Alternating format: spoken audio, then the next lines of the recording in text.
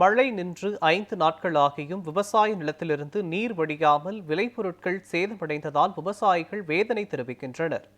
இதுகுறித்து நமது செய்தியாளர் கார்த்திகேயன் வழங்கும் கூடுதல் தகவல்களை தற்போது பார்க்கலாம். வேலூர் மாவட்டம் குடியாத்தம் மற்றும் சுற்றுப்பகுதிகளில் தொடர்ந்து 15 நாட்களாக மழை பெய்த காரணத்தால் ஆங்காங்கே உள்ள மலைகளிலிருந்து நீர் ஊற்றானது பெருக்கெடுத்து வருகிறது. அதேபோல் அதிக அளவில் நீர் வெளியேறி வருகிறது.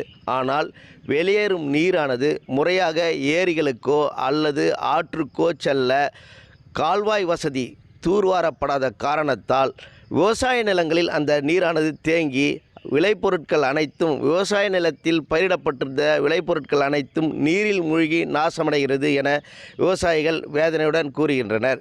இது குறித்து நம்மிடம் பேச குடியாத்தம் அடுத்த மாரியம்மன் பட்டி பகுதியில் விவசாயி உலகநாதன் இணைந்துள்ளார். அவரிடமே கேட்டு தெரிந்து கொள்ளலாம்.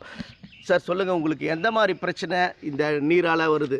சார், நாங்கள் இந்த தொடர்ந்து மழை பெய்ததுனால நாங்கள் விவசாயம் பண்ணியிருக்கோம். கத்திரிக்காய் பயிர் பண்ணியிருக்கோம், முள்ளங்கி பயிர் பண்ணியிருக்கோம், சாமந்தி பூ பயிர் பண்ணியிருக்கோம்.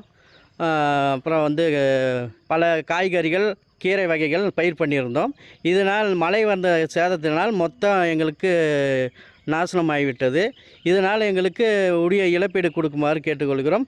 மேற்கொண்டு எங்களுக்கு முறையான ஒரு கால்வாய் அமைத்து இந்த தண்ணி வெளியேறுவதற்கு எங்களுக்கு செய்து தந்தால் எங்களுக்கு நல்லா இருக்கும் என்று நாங்கள் இந்த நேரத்தில் தெரிவித்துக் கொள்கிறோம்.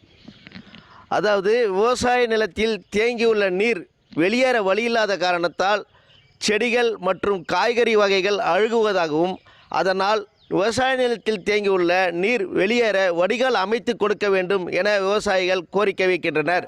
நியூஸ் 7 செய்திகளுக்காக குடியாத்தத்திலிருந்து கார்த்திகேயன்.